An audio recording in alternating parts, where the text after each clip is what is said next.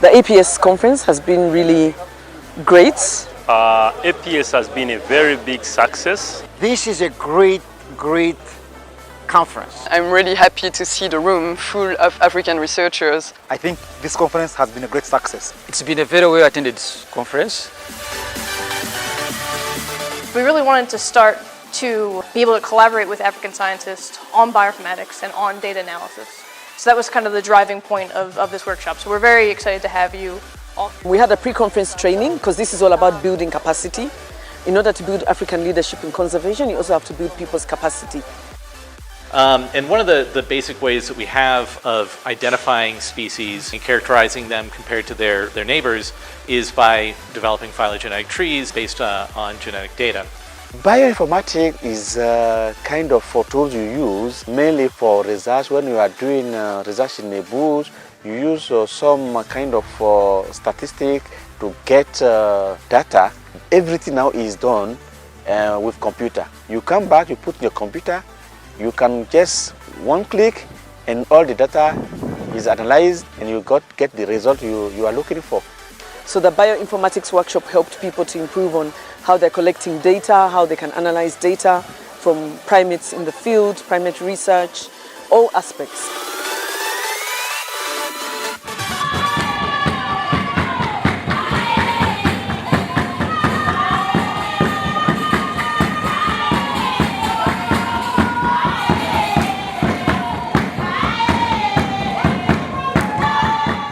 First day, obviously, we had the official opening by the minister, Professor Kamuntu.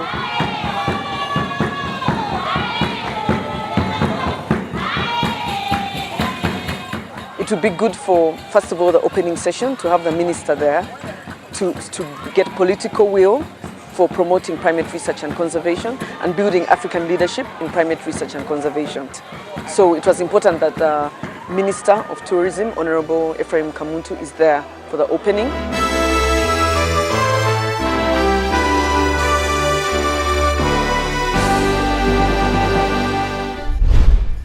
I have to maybe a little bit talk about how I got into primatology. Maybe, can I go back, all the way back? There was a monkey that used to belong to the Cuban neighbors at the Cuban embassy. So one time I was playing the piano, the monkey came in and played the piano, and then I thought, wow, this is fascinating. So a few years ago, I met Dr. Inzakone and a number of West Africans, and with support from the patron, Dr. Ras Mittermeier, we thought of starting the African Primate Society. Well, it's absolutely essential that in all of the regions in which primates occur, that the people who actually live in the countries where primates live take responsibility and really develop a capacity to conserve primates. But then it really started to take shape in 2016 when we had a meeting, a Red List workshop looking at the status of African primates. It was held in Rome because that was a convenient location. So I and several others helped to find the resources to make that possible, and it happened for the first time in 2017 in Cote d'Ivoire. So we had, I think, maybe 150 participants. Now, we've got double that number here in Uganda. Another thing that we've been able to do is to have some coffee. The gorilla conservation coffee is made by farmers living around Gwindi Penetrable National Park. These are farmers who would otherwise be going into the forest to poach, to feed their families. So when we started this social enterprise as a way of also improving community livelihoods, it was great. The community is very happy. We buy it at a premium price because it's good coffee. You're going to get to drink gorilla conservation coffee because the hotel has allowed us to serve it. And if you have a chance, you can visit the cafe. This conference has been a huge success due to the commitment of many people and institutions. First of all, the government of Uganda. A recently published article has shown that if nothing is done to reverse threats to primates, humans will be the only primates living on Earth in less than 50 years. There have been several improvements in the organization of this second Congress as compared to the first Congress, which was the inaugural one in 2017 in Ivory Coast. We had to grow, we had to show that we are reaching maturity. 2 years later, I think that Uganda has been successful in taking this challenge with a brilliant organization of a Congress at the highest standard. Well, ladies and gentlemen, you had invited the Prime Minister, Dr. Uganda, fondly referred to as Ndugu, and we are accepted to come. But he has written a speech which I will deliver on his behalf in a minute. It would be good for, first of all, the opening session, to have the minister there, to get political will for promoting primate research and conservation and building African leadership in primate research and conservation. Our commitment to conservation of wildlife is total and is enshrined in the supreme law of the land, the Constitution of the Republic of Uganda. As Uganda, we are very proud that we have had a very successful second Primatological Society conference with a lot of successes registered in terms of coming together, in terms of resolutions made here for scientists, researchers and stakeholders and donors going out there to ensure that conservation of the primates and nature and biodiversity in Africa is paramount. It is now my singular honor and pleasure declare the second African Primatological Society Conference officially open for God and my country.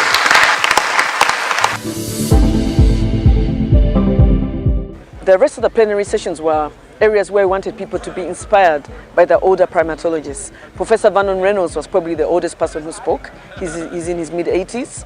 Now, the Budonga forest has 5 primate species. In what ways has our project, which I began and founded in 1990, in what ways have we assisted, helped, nurtured, was the word I was given, Africans to study at Budonga? It is extremely important to have African involvement in conservation of primates and in fact conservation generally. In fact, these animals live in Africa. The people who live in the parts of Africa where those wild animals live are the ones who have their lives in their hands. Learning how all the other countries and representatives of other countries are so passionate about primates and conservation and what we're doing to come together to just change the paradigm of where our awesome primates are headed. That's been the most moving part.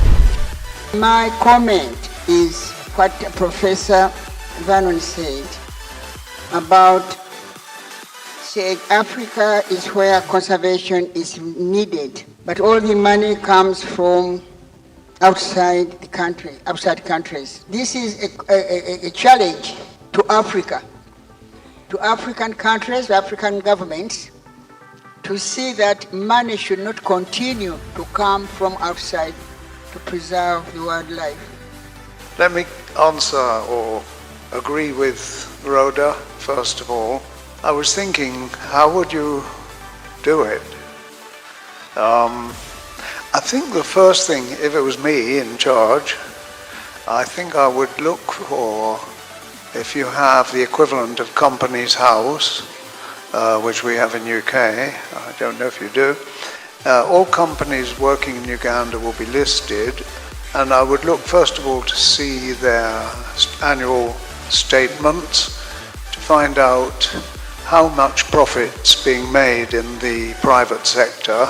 Then ambassadors for primatology should meet CEOs of those companies and say, we've noticed you're making good money at the moment, congratulations.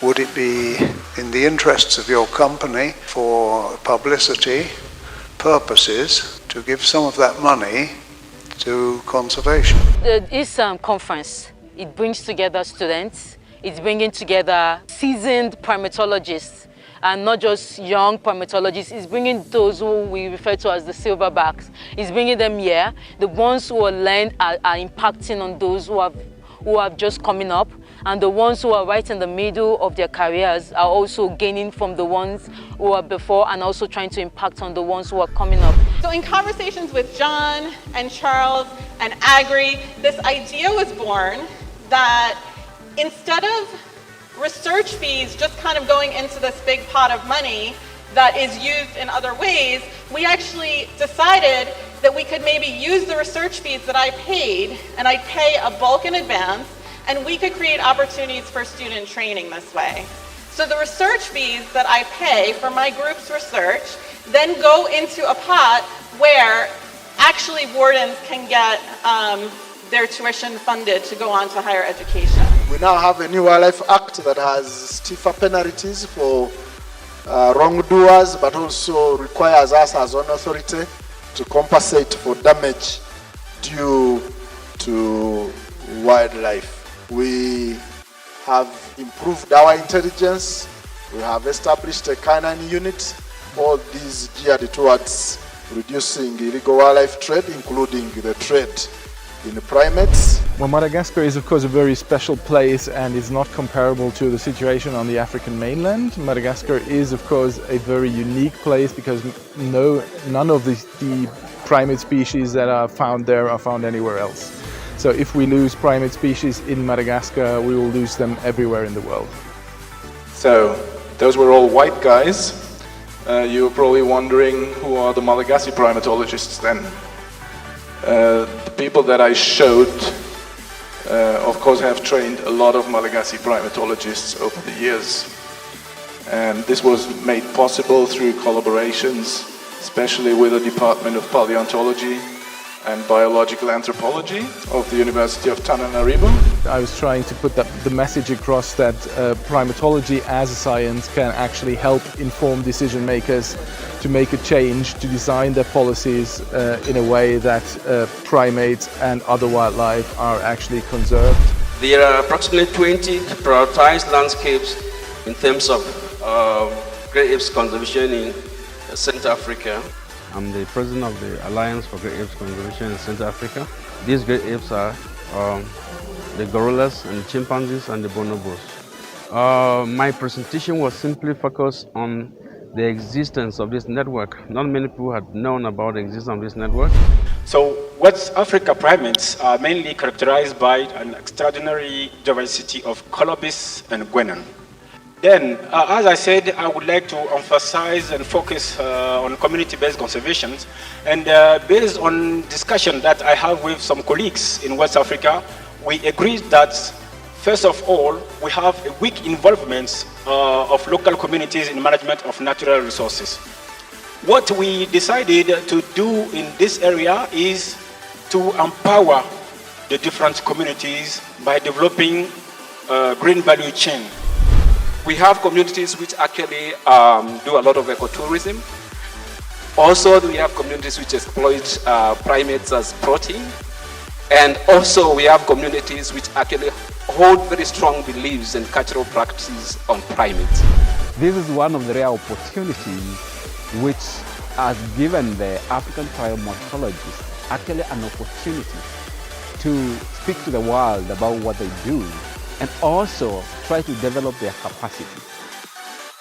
Uganda and other East African countries, wildlife tourism is very, very developed. This is not the case for Central Africa, but it is coming up in places like Nwabale, Ndoki.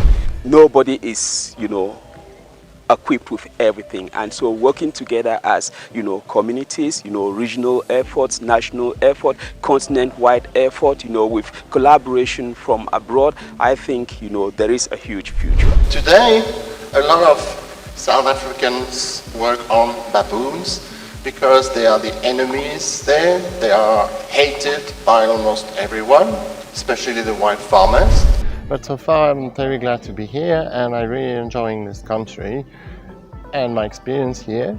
But like I said, I really think that the Galagos are those that are always forgotten by everyone. And in fact, one example I can give you is that It was said many times that you have 15 species of primates in Uganda, and if I count well and I include my galagos, you have 19.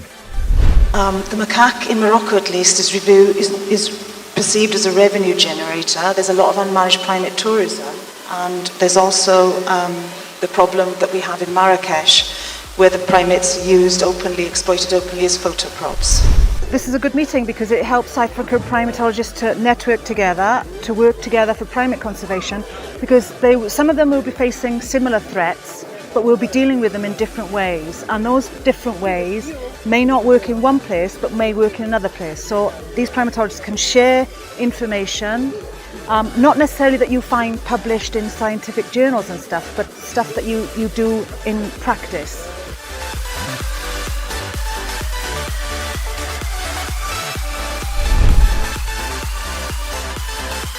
De la conférence de l'Afrique pour la primatologie, c'est très important. Consolider notre force pour protéger nos primates, puisque nous ici en Afrique, nous avons beaucoup d'espèces, nous avons encore beaucoup de forêts à protéger, donc il faut consolider, il faut travailler ensemble pour notre primate qui vont disparaître sans nos efforts, sans notre effort de conservation. The program was put together to ensure that the delegates and the participants get as much of the scientific part of it as well as the more lighter part of being here. So the days were heavy, but the evenings were light. So day one, there's a reception, a cocktail where delegates were able to let loose.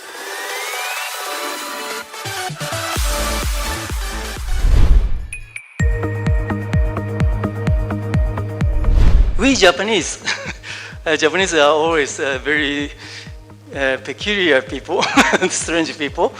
Traditionally, we believed that human and monkeys are very close to each other. And if we see that even Japanese monkeys show very human-like behaviors, we feel very happy. We are very close to these monkeys.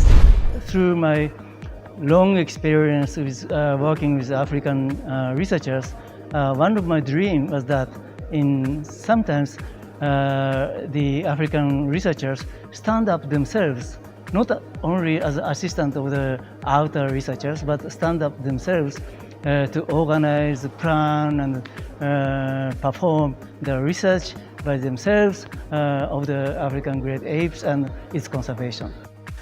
This is bonobos at Wamba in DRC. This study site was created by Professor Kano in 1973. So he proposed a research the expedition to African countries, and to our surprise, the Japanese government was very, very positive to support this expedition. The breakouts, they were very, very important for people to then talk more specifically about their scientific research. So I'm going to talk a little bit about what we do with the IUCN Ape database as a tool for assessing ape status, strength, and conservation effectiveness in ape habitat. We have about 400 mountain gorillas in Burundi, and this is according to 2011 mountain gorilla census. So what's our goal? The project ensures that all habituated gorillas can be identified and accounted by park staff. We could not do it in plenary sessions. If you want to sit in plenary session to do, we may spend 2 weeks here. So we need to break out to make groups. What is coming out from this conference is that if we are initiating conservation project or program, we should include government officials, because they are the ones taking the decision at the national level. We are actually putting in place a network for the red colobus conservation. The whole purpose of the Red Colobus Action Plan from get-go is to put the light on a group of primates who are critically endangered and needs attention. They are not the kind of species like the gorillas, the chimpanzees, some of the great apes that have gotten attention amongst the primates over the years. So I'm presenting the work of a student from Ohio University, came and did some research with us. She was trying to look at how tourists and gorillas interact with each other. Annalisa went ahead and did 53 tourist treks in the space of, I think, of about 3 months. So one of the first questions she asked in the research was, is the 7-meter distance rule being followed? And what she found was that in most times, 51% of the time, it was being followed. APS has been a very productive conference because a number of primatologists have come together, especially the Pan-Africans, which is a very good achievement to see that we make sure that the future of primates on this planet is bright. One observation I've gotten from the presentation is about the habituated gorillas closing in the gap. These being apes, I think the gap is going to be closer and closer because I've seen gorillas come and hold on to clients and all that. So I think we have to think long term. As much as the numbers of the mountain gorillas have increased, I'm seeing that it's a short-term benefit that very soon we are yet to have an outbreak. Okay, thanks for the questions. Starting off with the question of Ronald. There are different precautions. The people are given the guidelines before they go tracking, and all of that can be improved. Some recommendations are also having a foot bath. So before people travel, they put their feet in disinfectant. The APS, like it has come in, it has actually also built up our capacity right now with a lot of some abstracts we have learned from different presenters, and also with what is going on right now from different presenters. It is actually building our capacity in such a way that we are trying to see where have we been lacking, where information flow, and how do we merge them, so that in effect, sooner or later, I think we are going to come up with another package in such a way that we can now address a very bigger picture in conservation through public health. We have seen rapid advances in technology, and they have transformed agriculture, mining, and other industries. But we believe that we also need a considered approach to technological advances in support of nature conservation. So yeah, my talk was on conservation technology and conservation policy. And it's based on some of the work I did 2 years ago when I did a research sabbatical, and I had the pleasure or the privilege of working with people from the science and technology environment, and I figured out that they have great development budgets, they do great work. We all use drones and camera traps and acoustic traps, but often they're not aware of the policy framework. So I felt that it would help to look into the UN multilateral agreements and the policy framework, and then to fine-tune the technology so that we are better able to monitor progress towards achieving our targets. So how disgust may help enforce these rules? Here are some ideas that I would like to get your feedback on, of some experiments we could conduct at your field site, for example.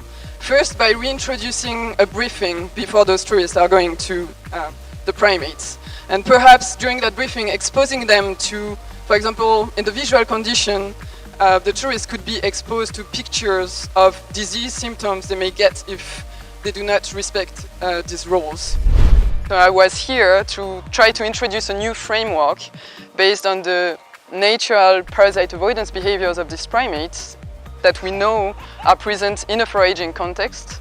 And by this I mean taking the example of what has been applied in public health already through the work of disgust. So disgust is a strong emotion, as you know, but it's also an adaptive system that allows us to avoid sources of contamination.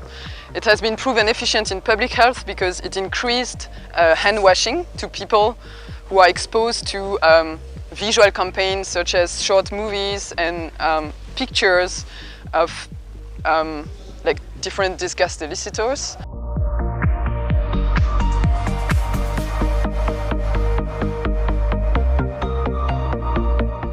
Day 2, the dinner courtesy of Uganda Wildlife Education Center. All the delegates went to UWEC, where the dinner was in the floating restaurant.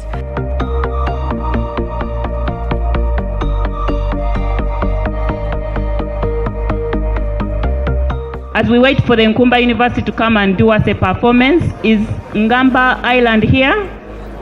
Or UWEC team? We need one sound of any primate of your choice. We are UWEC team and Ngamba Island team.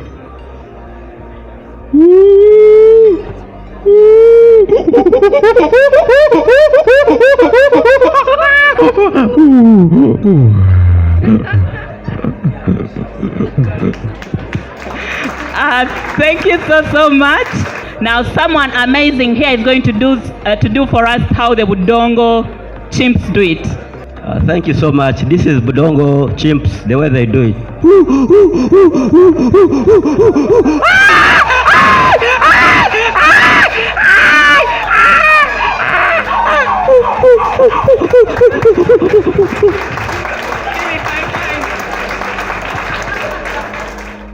So allow me to invite Kumba University for a short performance. Thank you so much. I hope everyone enjoys.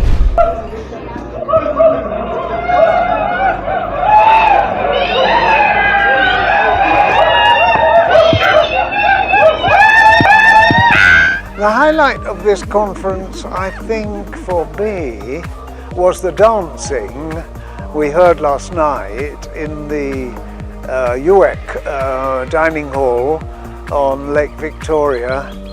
Those guys were so committed, and the women also.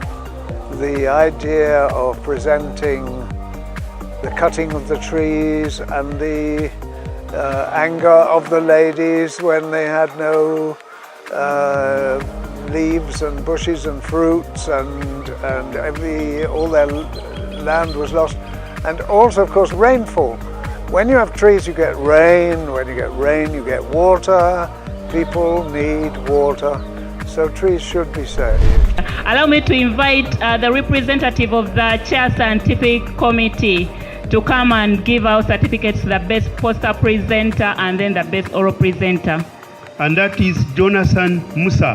Where are you? Clap for Jonathan Musa.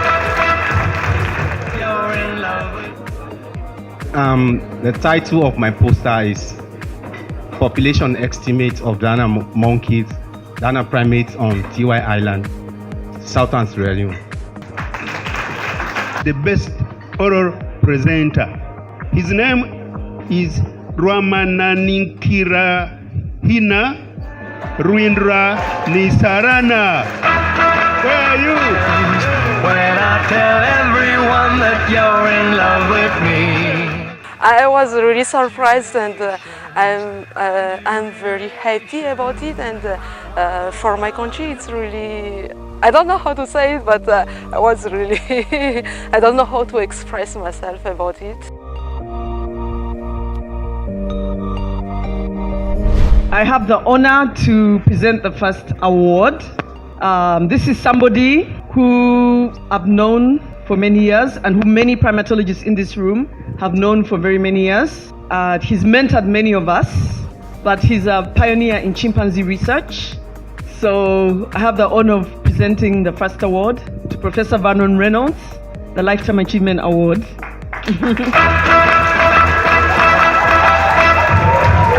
Congratulations and celebration. Well, it's lovely to be honoured, always lovely to be honoured. I have had a few honours before, but this was the best one. This was a Lifetime Achievement Award, and to be given an award, especially by the African organisers of this conference. I'm not an African, so it shows great generosity to give me that award. Well, I hate to keep talking when you're all very hungry and you're really all thinking, when will we get the food? Whether I deserve it or not, I don't know, but I don't feel I deserve it. The next award goes to somebody who is very, very influential. I actually first met him when we had IPS, International Primate Society Conference in Uganda in 2006. People like me were saying you have to help communities, because if you help them, then the primates will be secure, because communities don't have to destroy their habitat. And I was together with Joe Thompson. And this person was saying no, because if you help communities too much, they're going to build up around the area and they'll all gravitate to the protected area and destroy it. So we were really emotional. And then in 2012, I was invited to give a keynote at the IPS in Mexico, and so was he. And this time round, we were closer together. I said, yes, you have to be careful how you do it. And he's like, yes, the community needs to benefit. So this award, Lifetime Achievement, is presented to Professor John Oates. Fortunately, he's not here today, but there is somebody who is going to come and receive it on his behalf, who has received a lot of mentorship from him, Rachel.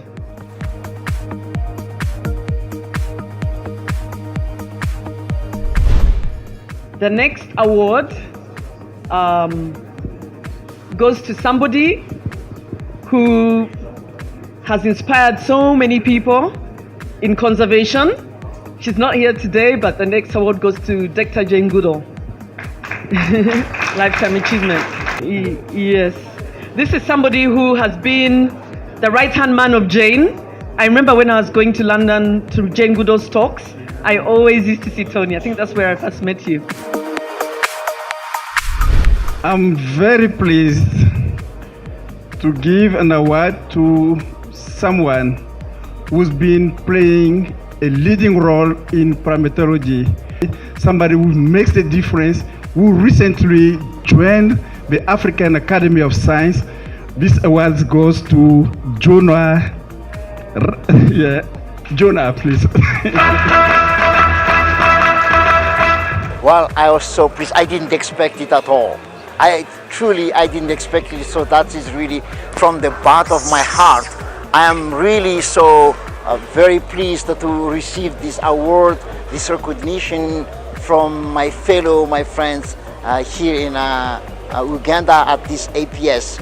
And what I would like to say is we need more African researchers, primatologists, to show us a good example. The next award goes to another prominent primatologist on the African continent.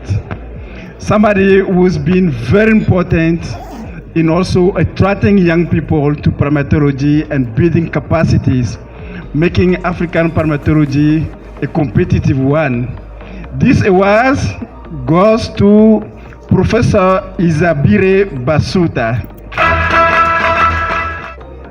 On behalf of Professor Isabire Basuta, most of the primatologists in Uganda were either taught by him or he supervised their masters.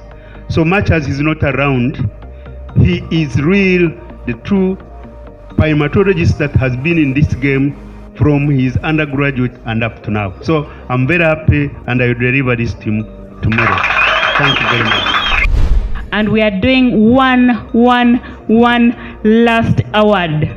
Allow me to invite again Dr. Gladys Kalemazuk-Soka. They are doing it together with the APS president. This is a very special award. This award will go to somebody who's been very, very important for us since the beginning of our careers and who inspires us every day. So this award will be given to him for his outstanding commitment and support in building African leadership in primatology. This person is nobody else than the one we call the hero of the planet. He is our heroes. He is the hero of so many generations, Dr. Ras Mittermeier. Well, that was a great surprise. I was not at all expecting that, and it was a Lifetime Achievement Award. And even though I'm fairly old, I have a lot of work still ahead of me, so it's kind of funny to get a Lifetime Achievement Award because those usually go to people who are finished with their careers.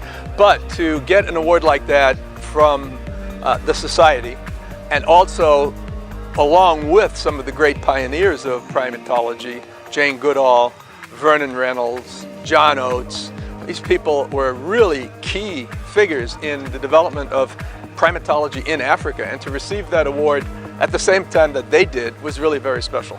I really, really appreciate it. And I don't want to be the one who stands between you and your dinner. I just want to say the creation of this society and to see how successful it has become. And it really bodes well for the future of primate conservation and habitat conservation in Africa. So congratulations to both of you and to all the other leaders. Congratulations to all of you. This is really an award for all of you.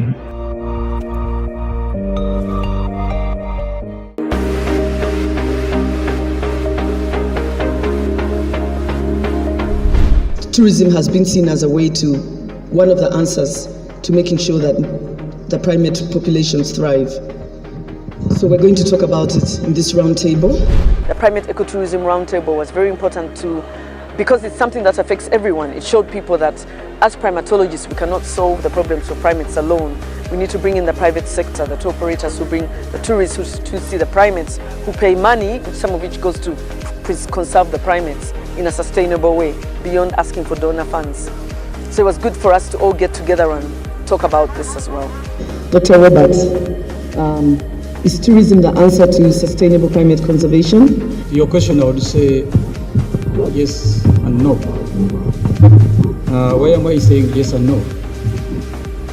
Yes, because tourism can be a very great potential in building funds that would help in the conservation of the great apes. No would be in how is this tourism done? Because tourism, if not sustainable, for example, how many tourists are supposed to be tracking gorillas? Are we supposed to be going? Is it supposed to be 8 people? Can we make them more? And it has given us opportunities to share the views and reflections backwards on what has been achieved with great apes conservation, but also the challenges. If you notice the roundtable discussion, we had the researchers, the wildlife protection guys, the managers, and the private sector. So we all shared the experiences on how we can improve the great apes conservation, but also at the same time on how we can use the benefits that come from the great apes tourism to conserve these great ape species. Uganda first hired PR Farms in May of 2016, and these PR Farms did a fantastic job. You can see the numbers of visitors coming to Uganda has increased, but the challenge we've had was that all the journalists that they brought from the UK, from Germany, from the US, covered mainly the primate parks. And you can see the growth. I can tell you that they've had probably, they're now in the high season, they're doing over 100%, they're doing 100%, of gorilla trekking. Chimpanzee has gone up. But of course that has also brought a problem. Even me as a businessman, or my brother here, Brevin, older brother Brevin, will also tell you that yes, it's true that there is a lot of demand for the primate experiences. However, for primates to survive, it is important that we start selling Uganda as a country that you can come to, see no gorillas, see no chimpanzees, but still enjoy. We're sitting next to the second largest freshwater lake in the world, the largest of the tropical lakes in the world. At the end of the day, when you put so much pressure on primates, we're going to see them getting diseases, some of them will start dying and will have problems. How do you prevent the exploitation of a culture during the cultural safaris? I'm very proud that we had kids from UCAN, and they came to show us their commitment. Our generation is getting old, but the future generations, they need to take over. They need to take from where we have started and continue it. Thank you. It's a very interesting question. I'll just give one example of what we've been trying to do in recent years, which is working with our neighbors in Mugahinga. There's an old Batwa community around Mugahinga and the Virungas, and as you know, the Batwa are some of the oldest people of the Central African forests. They are our forefathers, and exactly as you say, we need to remember who they are, remember their place on the earth, and work in a respectful way for them. Instead, in today's society, what's happened is when the parks have been created, little thought has been given to them, and they've been thrown out of the parks, and not much resource or support has been given to them. So recently in Gahinga, we have worked in partnership with them to set up a village where they can stay, but secondly, where tourists can go and share their experience.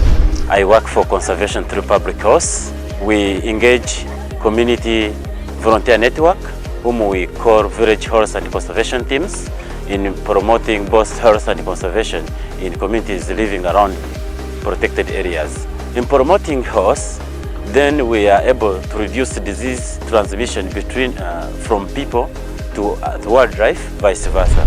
And one thing that we are doing right now that wasn't being done before to try and regulate the tourism sector in Uganda is that we are registering every tourism enterprise. And we think that that's one way that is going to help us to regulate the sector and manage, standards. This is really a request to primatologists to not be afraid to say that there might not be places where tourism is appropriate.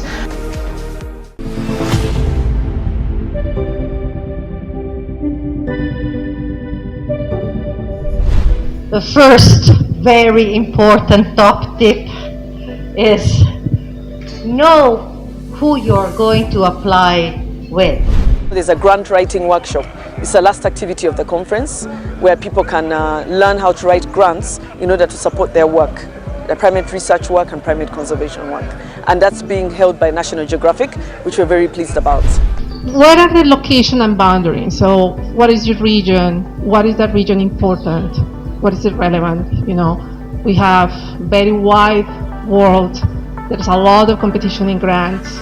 So you always have to be thinking, your mission, with my grantees, your mission, if you decide to accept it, when you are writing an application, is to not only convince the reviewer that you deserve the money, but from the very beginning, avoid that the reviewers have any questions.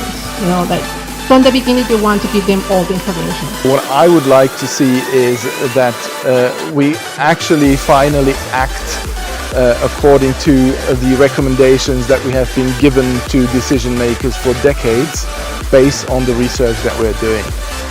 The future is bright provided all the stakeholders invest both human resources, financial resources and technical capacity in order to ensure that all the reserves and the cultural landscape are effectively protected and conserved. African Primatological Society, it's a great opportunity for African primatologists, and actually it's my hope that it will grow. So many African people are interested in the development of this African Primatological Society. I'm so excited to see the development of that kind of the atmosphere in Africa. You cannot just save our primates here in Africa by just being as a spectator. We have to dirt our hand. We have to be a good mother for the rest of the world. And one of the big lessons learned is that there's an opportunity for exchanging ideas and exchanging expertise and maybe organize cross-site visits. This is a movement that will continue to grow the lobbying capacity and the conservation of Africans as a people. I'm hoping that now people are really realizing and will implement measures, like concrete measures, to mitigate this infectious disease threat. The stakeholders are agreeing to this fact that this is the time that we must have rural communities in conservation conversations everywhere. I think we still need to work together because nothing happens as an island, The sky is the starting place for APS and for primatology, because if we can start and it's this good, then I don't know what else it would be ahead. I would call upon to everyone's involvement in conservation. Conservation has no boundary. Everyone is part and parcel of conservation. The people have doubled. The number of people have doubled. So that's very, very encouraging, and we hope that even in Gabon the number will keep growing. More and more people are getting interested in championing the cause and taking the lead, African leadership in primatology.